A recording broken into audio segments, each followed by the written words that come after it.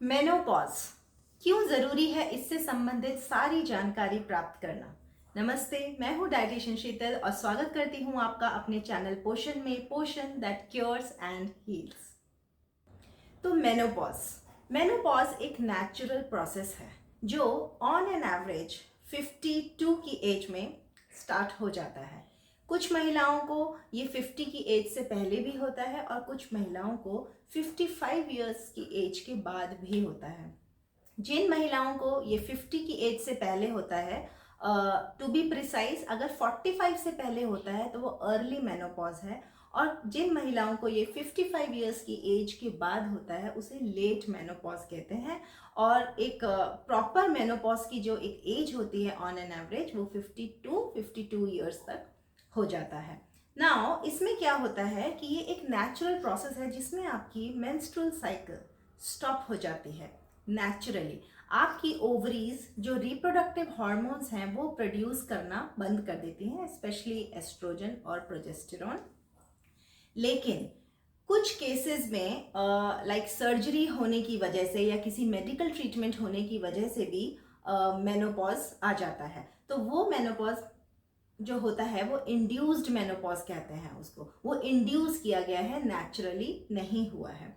तो भी बॉडी में वही सब चेंजेस होते हैं जो मेनोपॉज में नेचुरली होते हैं, क्योंकि आपकी ओवरीज नेचुरली फंक्शन करना बंद कर देती हैं। धीरे धीरे उसकी जो प्रोडक्टिविटी होती है वो डिक्लाइन होने लग जाती है।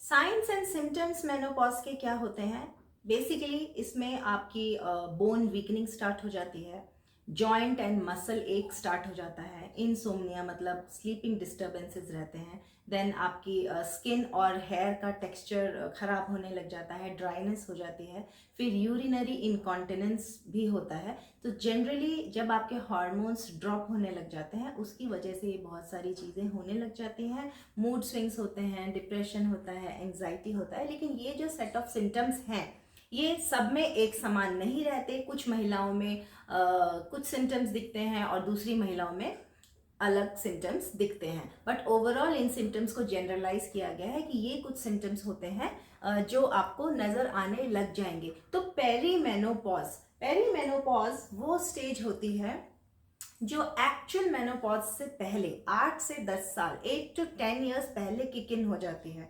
स्टार्ट हो जाती है। और उसमें आपको धीरे धीरे ये सिम्टम्स माइल्ड दिखने लग जाते हैं।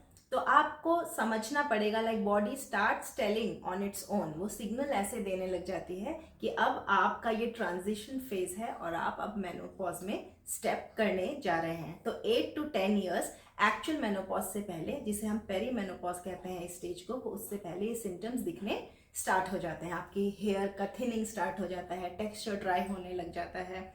तो बहुत सारे ऐसे आपको सिम्टम्स दिखने लग जाएंगे। हेडेक रहता है मोस्ट ऑफ द टाइम्स।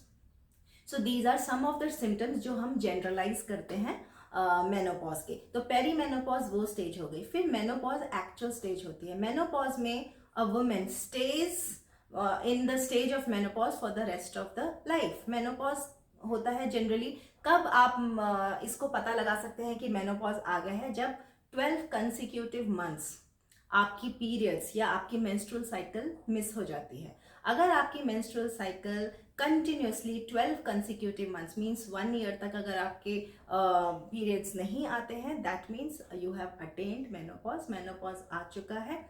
उस दौरान भी बॉडी में बहुत चेंजेस होते हैं, इरिटेबिलिटी होती है, मूड स्विंग्स होते हैं। सो डोंट वरी, धीरे धीरे वो फेज भी चला जाएगा। तो 6 to 7 ईयर्स तक वो ये सब रहता है। बॉडी को एडजस्ट करने में टाइम लगता है। उसके लिए आप अपने थोड़े से लाइफस्टाइल को और खान पान को अगर आप मॉडिफाई करेंगे तो काफ़ी हद तक सिम्टम्स में रिलीफ मिलेगा। अब अगर ट्रीटमेंट की बात करें तो मेनोपॉज का या पोस्ट मेनोपॉज का क्या ट्रीटमेंट होना चाहिए?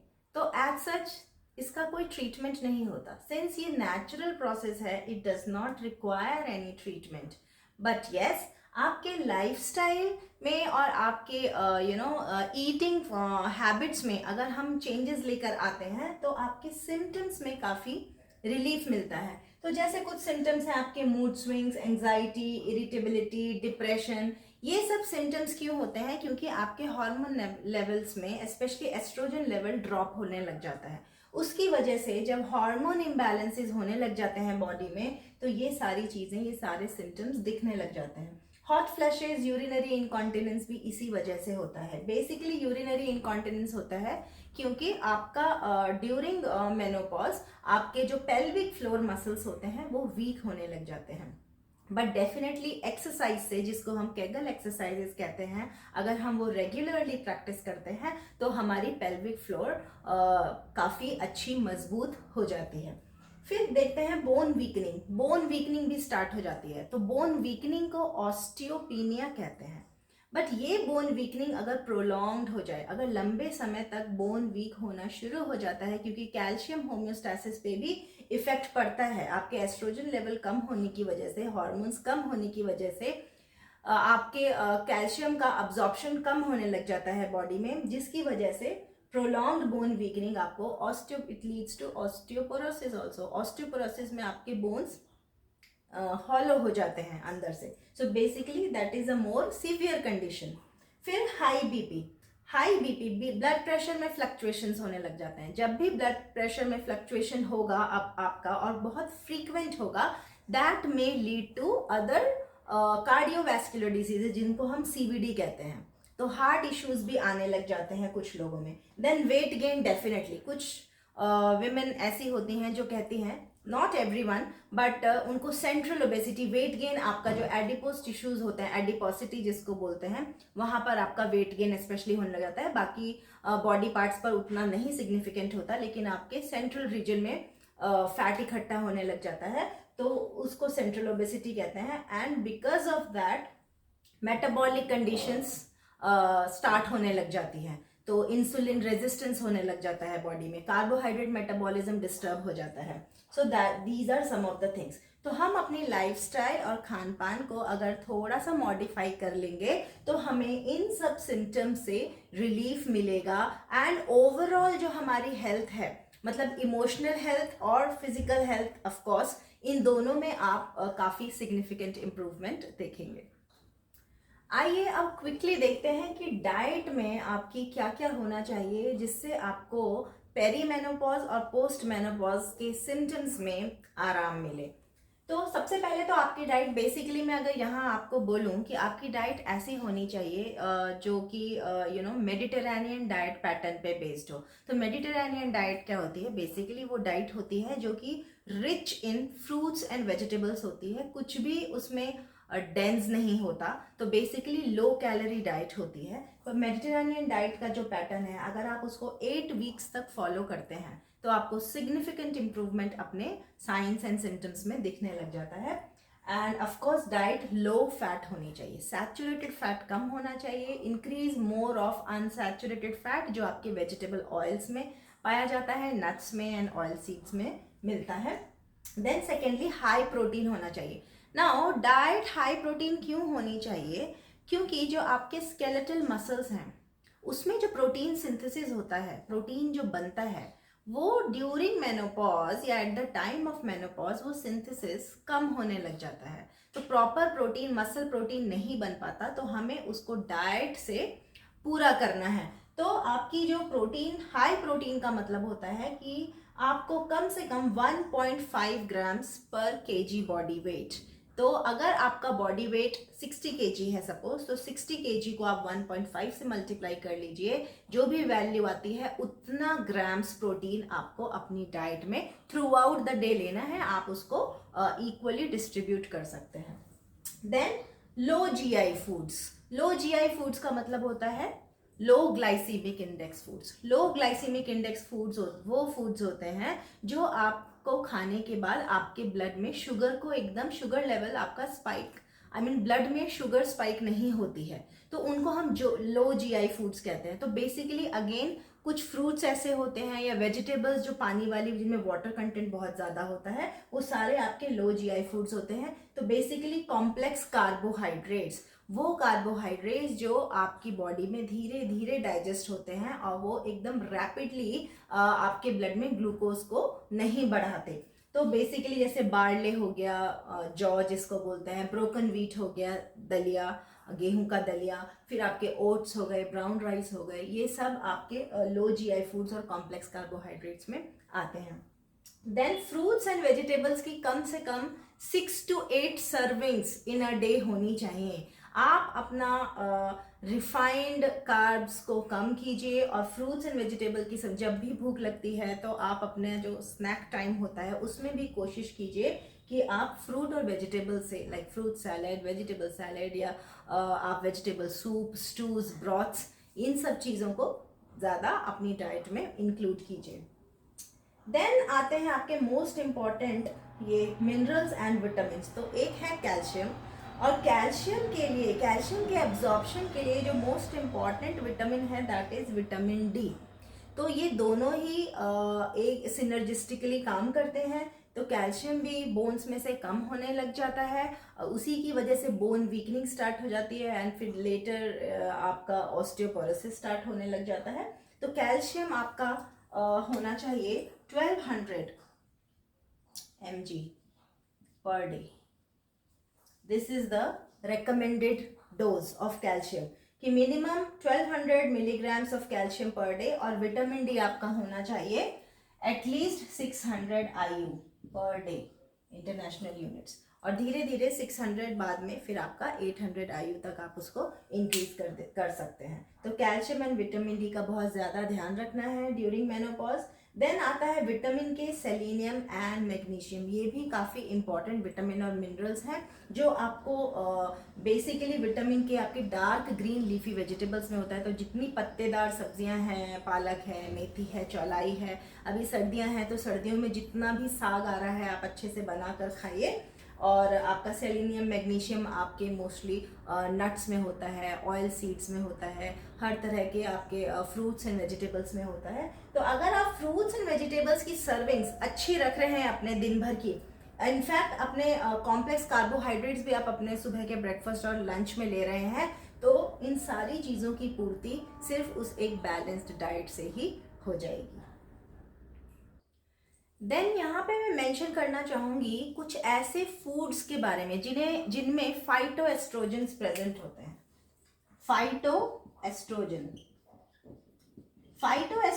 क्या होते हैं? वो फूड्स जिनमें प्लांट बेस्ड फूड जिनमें एस्ट्रोजन के जैसी प्रॉपर्टीज होती हैं। एस्ट्रोजन जो हार्मोन है, जो नेचुरली ओवरीज अब प्रोड्यूस करना बंद कर देती हैं, तो वो फूड्स जिनमें फाइटो एस्ट्रोजन की प्रॉपर्टीज हैं उन्हें हम फाइटो एस्ट्रोजन रिच फूड्स कहते हैं। जैसे आपके लेंटिल्स, सभी तरह की दालें, चिकपीस जिसको हम वाइट चना कहते हैं, देन आपकी बीन्स, ड्राइड बीन्स भी हो सकती हैं, ग्रीन वाली बीन्स भी होती हैं। इतनी तरह की variety of beans are present in the available in the market, आप वो खा सकते हैं। फिर आपके मोस्टली सारे वेजिटेबल्स में भी, मोस्ट ऑफ द वेजिटेबल्स में आपका ये फाइटो एस्ट्रोजन्स प्रेजेंट होते हैं। जितने भी डार्क येलो वेजिटेबल्स हैं वो आपको खाने चाहिए, जैसे पम्पकिन हो गया, आपके कैरेट्स हो गए, बीटा कैरोटीन। तो फर्स्ट ऑफ ऑल आपकी जो प्लेट होनी चाहिए जिसमें आप फ्रूट्स एंड वेजिटेबल्स की सर्विंग्स ले रहे हैं, तो try to make that plate colourful. अगर आपकी वो प्लेट बहुत ज़्यादा कलरफुल होती है, जैसे बीट्स खाते हैं, बीटरूट, आप बेल पेपर्स खाते हैं, what ever is available in the season में जो भी आपको मार्केट में अवेलेबल है, लोकली अवेलेबल है, ज़रूरी नहीं है कि वो कहीं से चीज़ दूर से आ रही है इम्पोर्ट की, फ्रोज़न मत खाइए, जो भी लोकली अवेलेबल है। टोमेटोज़ का इंटेक कीजिए, टोमेटोज़ में लाइकोपीन होता है। आप अभी कैरेट सीजन में है, आप वो खाइए, बीटा कैरोटीन होता है।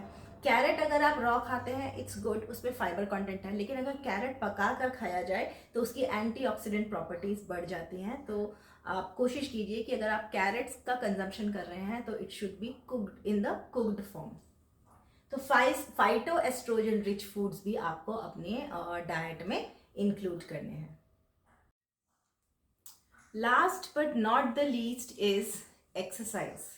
एक्सरसाइज आपको ओवरऑल बेनिफिट देगी, आपके साइंस एंड सिम्टम्स में भी रिलीफ मिलेगा, आपको एक टोटल वेलबींग की फीलिंग आएगी, एक खुशनुमा एहसास आपको एवरीडे बेसिस पे मिलेगा। तो एक्सरसाइज ज़रूरी नहीं है कि आप अगर रोज नहीं कर पा रहे हैं, बट अगर अपना हाउस होल्ड चोर्स भी आप रेगुलर बेसिस पे करते हैं और आप टाइम निकाल नहीं पा रहे हैं daily, but at least 3 days in a week भी अगर आप करते हैं, that is enough for you.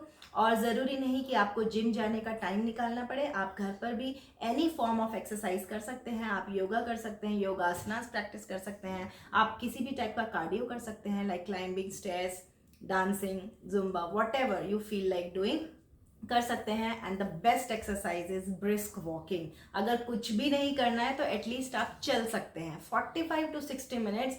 अगर आप डेली वॉक करते हैं, it should be brisk walk, leisure walk नहीं होनी चाहिए। तो ब्रिस्क वॉकिंग अपने आप में एक कंप्लीट एक्सरसाइज है। ब्लड सर्कुलेशन बहुत अच्छा हो जाता है, आपका पेल्विक गर्डल, सारा प्रेशर आपके पेल्विक गर्डल पे आता है, तो पेल्विक गर्डल आपके बैलेंस और पोस्चर को भी काफ़ी अच्छे से मेंटेन रखता है। तो एक्सरसाइज को इग्नोर ना करिए।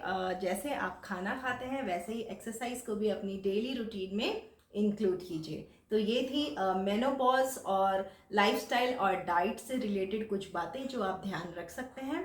एक प्रॉपर बैलेंस्ड डाइट लीजिए। अगर मैं सम अप करूं तो आपकी डाइट लो फैट होनी चाहिए। अगर आप दूध ले रहे हैं तो स्किम्ड मिल्क हो, बटर मिल्क ले सकते हैं लंच में, और स्किम्ड मिल्क अगर आप ले रहे हैं तो कोशिश कीजिए वो बिना शक्कर का हो या बिना शुगर का हो। और छाछ ले सकते हैं, दही ले सकते हैं, वो आपकी कैल्शियम की पूर्ति भी करेगा। देन आप minimum 6 to 8 servings of fruits and vegetables दोनों को कंबाइन करके ले सकते हैं। कार्बोहाइड्रेट्स आपके कॉम्प्लेक्स फॉर्म में होने चाहिए। रिफाइंड कार्बोहाइड्रेट्स खाने से बचिए, जैसे सूजी, मैदा, पोहा, मैक्रोनी, पास्ता, नूडल्स, इन सब को खाने से बचिए। आप अपने थोड़े से ईटिंग हैबिट्स को और फूड हैबिट्स को थोड़ा सा मॉडिफाई करिए। Then increase your water intake also. फिर आपकी क्या कहते हैं, जो प्रोटीन इनटेक होना चाहिए, कोशिश कीजिए कि वो प्लांट बेस्ड प्रोटीन हो। तो लेग्यूम्स, लेंटिल्स और नट्स, ऑयल सीड्स, इन सबको इंक्लूड करिए। डार्क ग्रीन लीफी वेजिटेबल्स खाइए, dark yellow vegetables and fruits खाइए, बीटा कैरोटीन रिच फ्रूट्स खाइए। तो अगर आप अपनी डाइट पे थोड़ा सा ध्यान देंगे तो मेनोपॉज आपको बिल्कुल परेशान नहीं करेगा। साइंस एंड सिम्टम्स भी आपके धीरे धीरे ईज आउट होने लग जाएंगे और बॉडी यूज टू हो जाएगी। So do not worry. और मैं दोबारा मिलती हूँ आपसे एक नई वीडियो में एक नए टॉपिक के साथ। तब तक आप मेरे चैनल को सब्सक्राइब कीजिए अगर अभी तक नहीं किया है। लाइक, शेयर एंड कमेंट करना भी ना भूलें। सी यू। Thank you.